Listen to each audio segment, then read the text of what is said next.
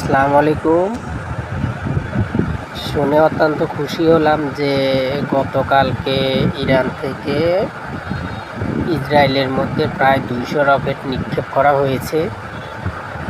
তারপর ইসরায়েল আবার পাল্টা হুমকি দামকি দিচ্ছে যে ইরানের মধ্যে হামলা করবে। কিন্তু যদি ইরানের মধ্যে ইসরায়েল ঠিকই হামলা করে তাহলে এর পরিণতি ভয়াবহ হবে, এটা অলরেডি ইরান জানিয়ে দিয়েছে।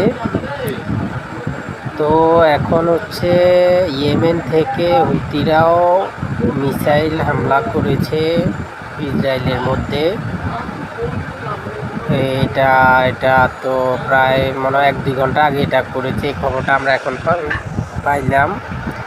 আসলে খবরটা পাওয়ার পরে আসলে নিজের কাছে মানে ভালোই একটা অনুভব হচ্ছে, কারণ আমরা চাই যে মুসলমানেরা সব সময় বিজয় হোক, বিজয় থাকুক, বিজয় করে আনুক। আর মুসলমানদের জন্য আসলে বিজয়টা আনাও অনেক কষ্টর বিষয়, কারণ মুসলমানেরা অনেক কষ্ট করেই বিজয় অর্জন করা লাগে। এই পরিস্থিতিতে আসলে যদি সকল মুসলিম রাষ্ট্র যদি আসলে ফিলিস্তিনের পক্ষে কথা বলে বা যুদ্ধে অংশগ্রহণ না করে যদি সহযোগিতা করে, তো তাহলে আসলে ইসরায়েল এত